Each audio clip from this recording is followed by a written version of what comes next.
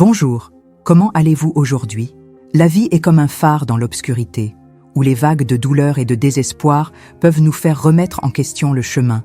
Mais Dieu est la lumière constante qui ne s'éteint jamais, nous guidant avec sa paix au milieu de la tempête. Au milieu de tout cela, nous nous demandons comment trouver la paix quand les soucis de l'avenir nous submergent.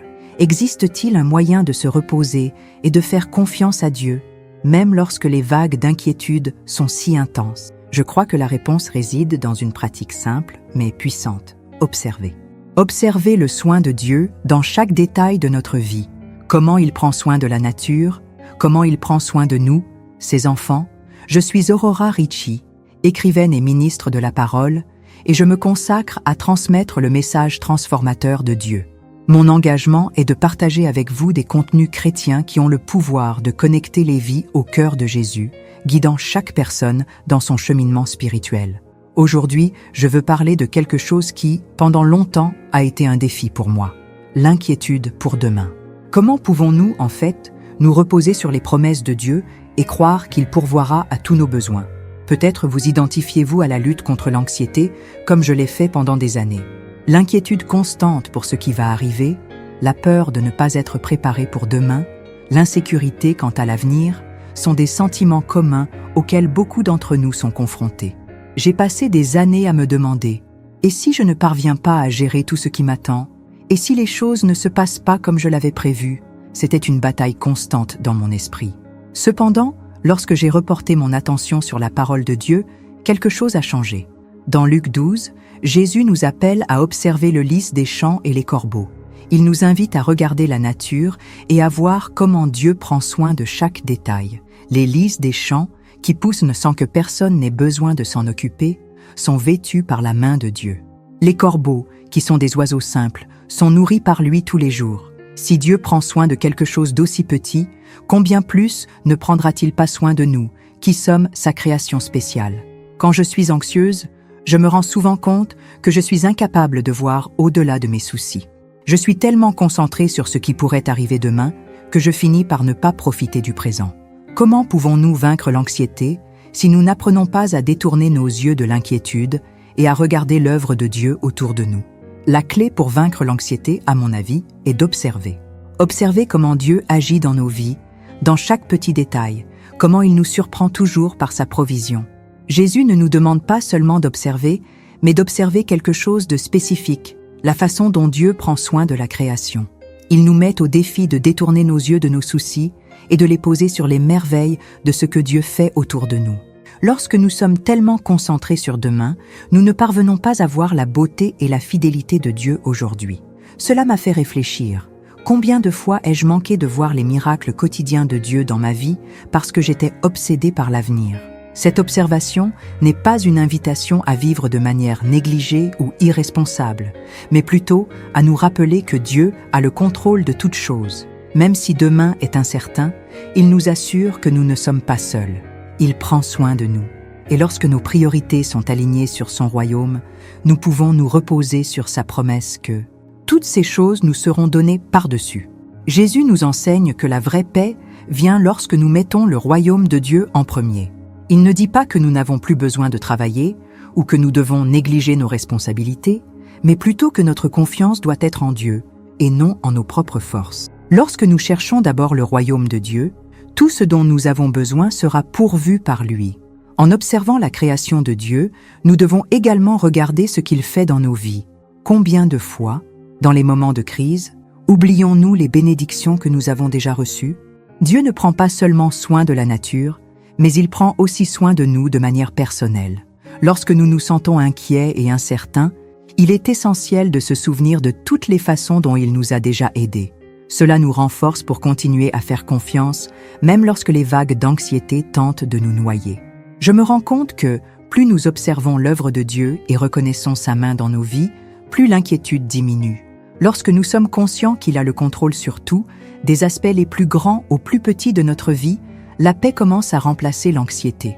La vraie paix vient de la confiance que Dieu sait exactement ce dont nous avons besoin et nous le donnera au bon moment. Maintenant, peut-être vous demandez-vous, mais comment puis-je gérer les responsabilités de la vie? Comment puis-je faire confiance à Dieu et, en même temps, être prudent? C'est une excellente question. La parole de Dieu ne nous appelle pas à vivre de manière irresponsable. Au contraire, elle nous enseigne que nous devons agir avec prudence. La prudence est une vertu importante. La Bible nous exhorte à planifier, à être sages et à ne pas être paresseux. Mais la différence réside dans le fait que, pendant que nous agissons avec responsabilité, nous ne devons pas porter le poids de l'inquiétude sur nos épaules. L'inquiétude pour l'avenir ne change rien. Elle ne fait que nous voler la paix et nous empêcher de vivre pleinement le présent. Lorsque nous faisons confiance à Dieu et suivons ses instructions, nous agissons avec prudence et responsabilité, mais sans porter l'anxiété sur nos vies. Dieu nous donne la sagesse d'agir et il nous donne aussi le repos pour croire qu'il fera la part qui nous revient. Jésus nous appelle à chercher, en premier lieu, le royaume de Dieu. Cela signifie que, en plaçant les choses de Dieu en premier, nous alignons nos priorités en accord avec sa volonté. Lorsque nous faisons cela, nous pouvons nous reposer sur le fait qu'il prendra soin de toutes les autres choses. Souvent, nous nous inquiétons tellement des besoins matériels et temporels, mais Jésus nous rappelle que le royaume de Dieu est la seule priorité véritable. Que signifie chercher le royaume de Dieu en premier lieu? Cela signifie faire de Dieu et de sa volonté notre plus grande priorité.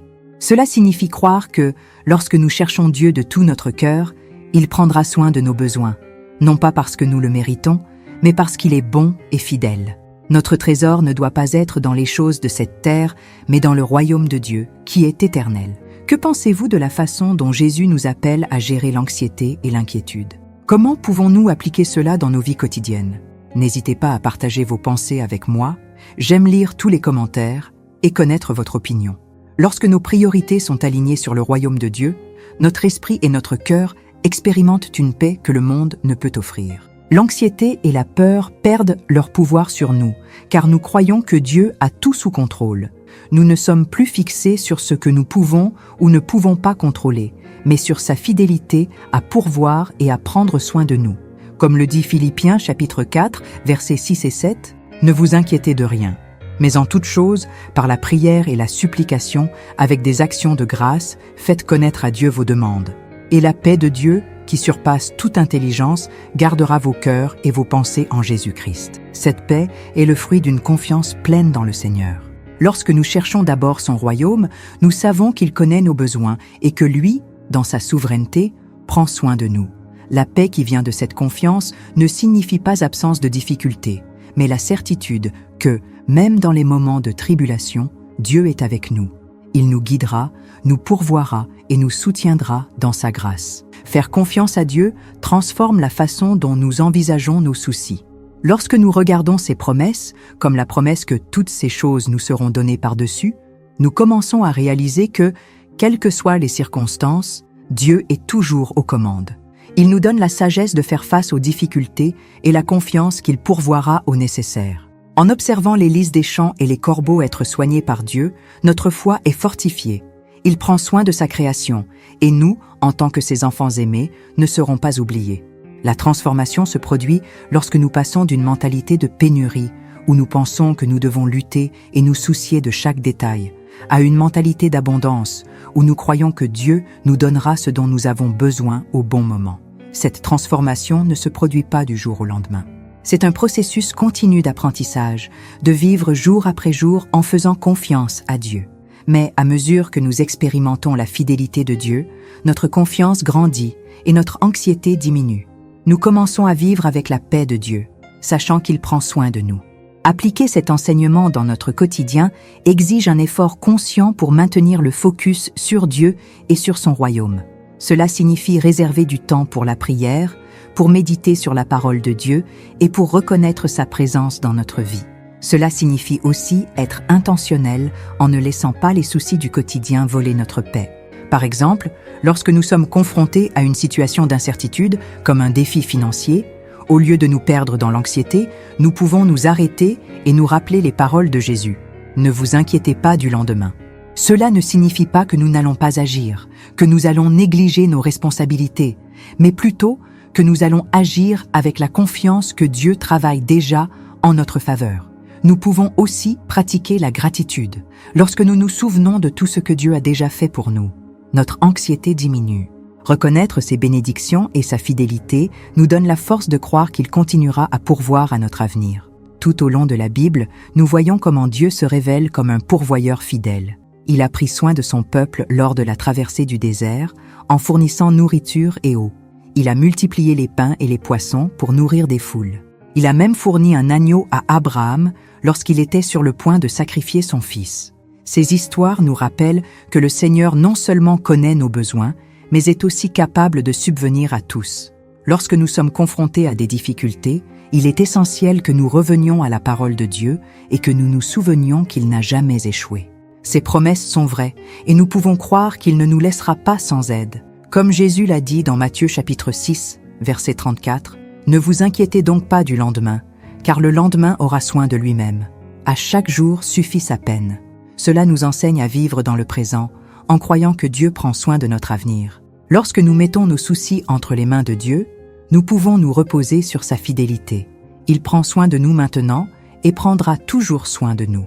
Chercher le royaume de Dieu en premier lieu n'est pas seulement une question de priorité, mais aussi de focus. Qu'est-ce qui occupe la majeure partie de notre attention?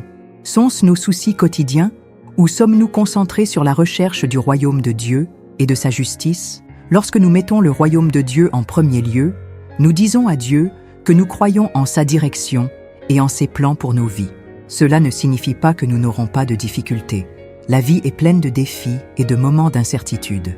Mais, en cherchant d'abord le royaume de Dieu, nous disons que, quoi qu'il arrive, notre confiance est en Dieu. Il sera notre rocher et notre refuge en temps de besoin.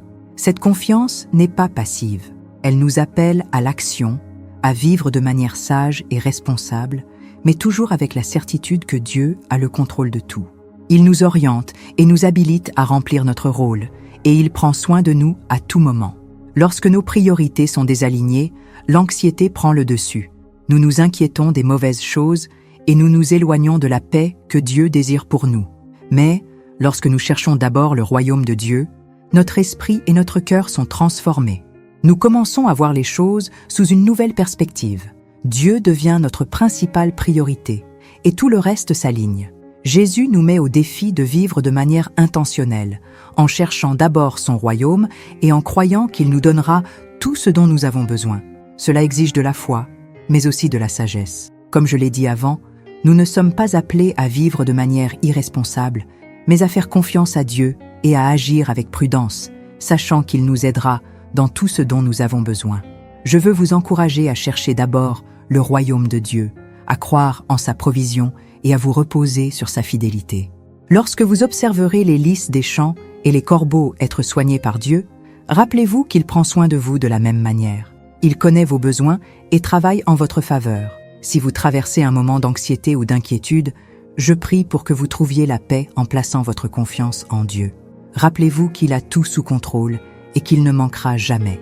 Faites-lui confiance, cherchez son royaume, et il se chargera de tout le reste. Que la paix de Dieu, qui surpasse toute intelligence, garde votre cœur et votre esprit en Jésus-Christ. Et rappelez-vous, en cherchant d'abord le royaume de Dieu, toutes les autres choses vous seront données par-dessus. Maintenant, je veux savoir, avez-vous déjà vécu des moments où, en obéissant à Dieu, vous avez vu sa provision de manière surprenante? Partagez avec moi vos expériences. Que Dieu vous bénisse abondamment et que vous restiez ferme dans sa direction, sachant qu'il prend toujours soin de vous. Maintenant, faites quelque chose de spécial. Partagez cette prière avec au moins une personne qui a besoin d'espoir, de paix et d'une parole de réconfort. Vous ne savez peut-être pas ce que cette personne traverse, mais Dieu le sait, et il peut vous utiliser comme un instrument de bénédiction. Laissez ici dans les commentaires votre demande de prière. Quelle que soit l'ampleur du défi auquel vous êtes confrontés, ensemble dans la prière, nous pouvons crier au Dieu qui fait l'impossible. C'est un espace de foi et de communion, et nous voulons que vous sachiez que vous n'êtes pas seul. La prière est une arme puissante, et lorsque nous nous unissons, le ciel se déplace en notre faveur. Si vous ne vous êtes pas encore abonné à la chaîne, profitez-en maintenant. Ne manquez pas l'opportunité de recevoir quotidiennement des messages qui vont renforcer votre cheminement spirituel et renouveler votre foi. Activez la cloche pour ne manquer aucun contenu et rester toujours connecté à la parole de Dieu. Ici, nous sommes ensemble, comme une grande famille en Christ, grandissant en grâce et en amour. Je vous retrouve dans la prochaine vidéo et que Dieu vous bénisse puissamment.